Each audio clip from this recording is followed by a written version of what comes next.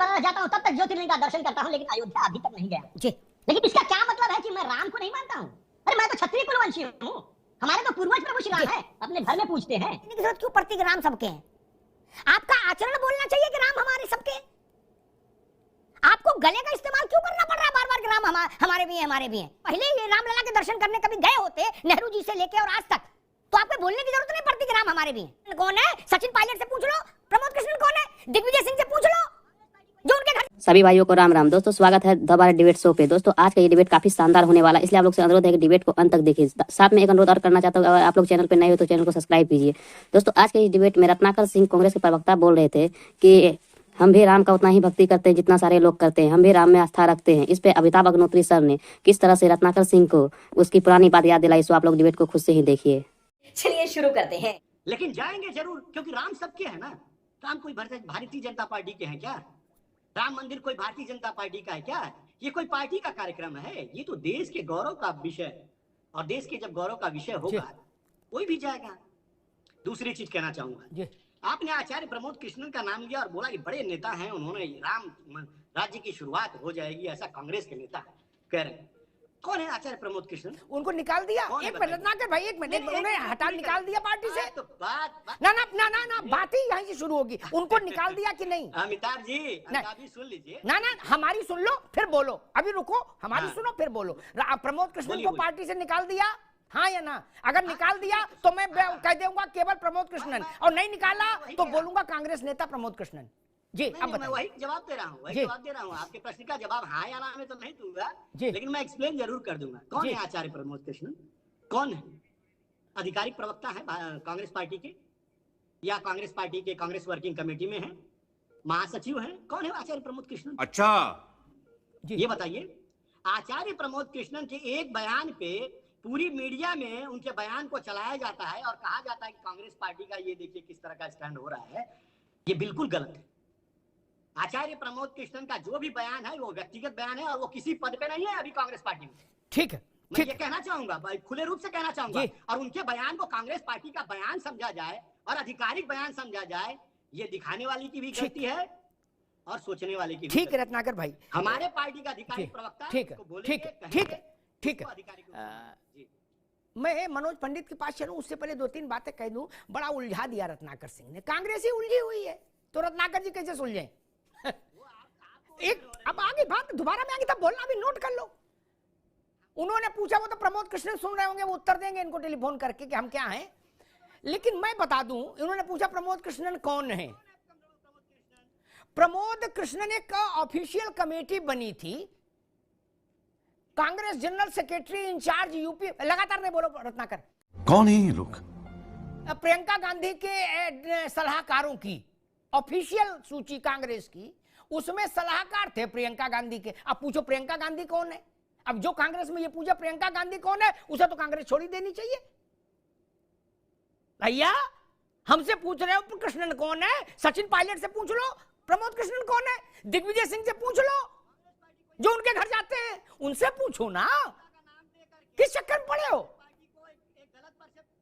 गजब बात कर रहे हो। और वो कह रहे कि केवल आधिकारिक प्रवक्ता और सीडब्ल्यूसी के मेंबर की बात आएगी, तो फिर आपके जो देश भर के हजारों कार्यकर्ता नेता हैं, इनके मुंह पे टेप लगा दोगे क्या? ये क्या करेंगे? ये धर्मशाला में बैठेंगे, इसलिए ऐसी बात नहीं करते, ठीक। और कम से कम आपको ये भाषा नहीं बोलनी चाहिए कि प्रमोद कृष्णन कौन है, उनकी हैसियत क्या है। पता नहीं कल पासा बल पलट जाए, आपको लिए मुश्किल पैदा हो जाए, ये कल फिर एडवाइजर हो जाए प्रियंका गांधी, तब क्या करोगे? तो मुसीबत में फंस जाओगे भैया। हमें सच बोलना है, हमें ठीक, नहीं फंस जाओगे, इसलिए मैंने कहा गजब बेइज्जती है। और दूसरी बात, मैं एक बात नहीं, ठीक है रत्नाकर भाई लगातार नहीं करो। दूसरी बात मैं नहीं समझ पा रहा, कांग्रेस के लोग ये क्यों कहते हैं कि ये कार्यक्रम भाजपा का नहीं है? क्या किसी ने बोला कि ये कार्यक्रम भाजपा का है? नहीं ना। आपको ये कहने की, सफाई देने की जरूरत क्यों पड़ती कि राम सबके हैं? आपका आचरण बोलना चाहिए कि राम हमारे सबके हैं। आपको गले का इस्तेमाल क्यों करना पड़ रहा है बार बार कि राम हमारे भी हैं, हमारे भी हैं? आपका आचरण इतना बुलंद होना चाहिए कि आपको जरूरत ही नहीं पड़े बोलने की। आप पहले ही रामलला के दर्शन करने कभी गए होते नेहरू जी से लेके और आज तक, तो आपको बोलने की जरूरत नहीं पड़ती कि राम हमारे भी हैं। और अभी तो रुको, क्लाइमैक्स अभी बाकी। समझ रहे ना? जब पंडित जवाहरलाल नेहरू से लेकर पंडित जी जब प्रधानमंत्री थे उस समय 1949 में मूर्ति रामलला का प्राकट्य हुआ था, तब से लेके राहुल गांधी तक, जब से राहुल गांधी समझदार हुए, वयस्क हुए, तब कोई गया होता रामलला को आरती करने, प्रणाम करने, तो आपको बोलने की जरूरत नहीं पड़ती मेरे भाई। एच.एस. रावत वैसे ही मानते कि आप रामलला के भक्त हो, लेकिन अब वो कैसे माने? वो कह रहे हैं कि भैया 75 साल में कभी ये गए नहीं रामलला के, दाएं बाएं से घूम के निकल आए लेकिन वहां नहीं गए, तो कैसे मान लें? इसलिए मैं सबसे कहता हूं आचरण से प्रमाणित करिए, वाणी बहुत देर तक नहीं टिकती। मनोज पंडित जी, भाई ये बार बार सारे विपक्षी दल ये कह रहे हैं कि ये भाजपा का कार्यक्रम नहीं है, हमारा मन है, हम जब चाहेंगे तब जाएंगे, उस दिन भी जा सकते हैं, बाद में भी जा सकते हैं। यही नहीं, अभी और सुनिए। देखिए, कोई चिंतन मंथन नहीं चल रहा है, और भगवान जी सबके हैं, भगवान राम कोई भारतीय जनता पार्टी के पेटेंट नहीं है। और नहीं, ये किसी ने कहा पेटेंट है? ऐसा तो किसी ने बोला नहीं। किसी ने पेटेंट का दावा किया क्या? नाम बताओ आप उसका। देखिए अमिताभ सर, देखिए जब भगवान जी का बुलावा आएगा तब सभी लोग जाएंगे, और जब भगवान जी का बुलावा आएगा हमारे राष्ट्रीय अध्यक्ष जी भी जाएंगे। कोई जरूरी नहीं कि 22 तारीख को ही जाएं। अगर 22 तारीख को नहीं जा पाएंगे तो बाद में जाएंगे।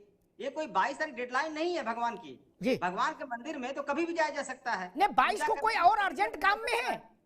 कोई 22 को और अर्जेंट काम है पार्टी का? नहीं, मैं ये नहीं कह रहा हूँ 22 को अर्जेंट काम है कि नहीं काम है।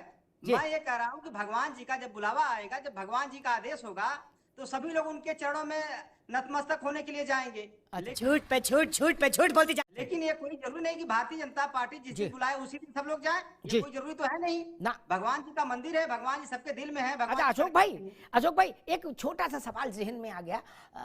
बाकी तो भाजपा को आप जो कहोगे भाजपा उसका उत्तर देगी, आप भाजपा को उत्तर दो, भाजपा आपको दे। लेकिन एक छोटा सवाल आ गया, 1949 में रामलला की मूर्ति का प्राकट्य हुआ, ठीक, उस मध्य गुंबद में, ठीक, मध्य रात्रि को। उसके 49 से लेके आज तक कितने साल हो गए, जोड़ लो, ठीक। तब से 49 तो पुरानी बात होगी, जब से मुलायम सिंह जी नेता हो गए, ठीक, विधायक चुन लिए गए, 67 से मान लो, 67 से तो नेता हो ही गए थे। तब से लेके आज अखिलेश यादव तक कभी रामलला के दर्शन करने गए? अभी तक बुलावा नहीं आया। अमिताभ जी, मेरे के 60-65 साल हो गए, अब तो नहीं। आप गए वहां, गुजरे, उधर गए, लेकिन उधर मंदिर नहीं गए, रामलला के दर्शन नहीं किए, अभी तक बुलावा नहीं आया। तब तो बड़ा गड़बड़ है इसका मतलब। समाजवादी पार्टी दिखावे में विश्वास नहीं करती है। अरे अभी आपने कहा बुलावा आएगा, सब लोग जाएंगे चरणों में रामलला के। अब हमने वही सवाल पूछ दिया तो कह रहे दिखावे में विश्वास नहीं रखते। हम कह रहे आप 1949 से आज तक ना टाइम नहीं निकाल पाए, या बुलावा नहीं आया, दोनों ही बातें खराब है। अगर टाइम नहीं निकाल पाए तो भी खराब, और अगर बुलावा नहीं आया 75 साल में तो भी खराब। नहीं तो दोस्तों आज का डिबेट यहीं समाप्त करते हैं। आई होप कि आप लोग को पसंद आए। अगर पसंद आए तो एक लाइक एंड चैनल को सब्सक्राइब कीजिएगा। साथ में आप लोग कमेंट बॉक्स में अपना राय जरूर बताएं। चलिए मिलते हैं कोई नेक्स्ट डिबेट में, तब तक के लिए जय हिंद, जय भारत, वंदे मातरम।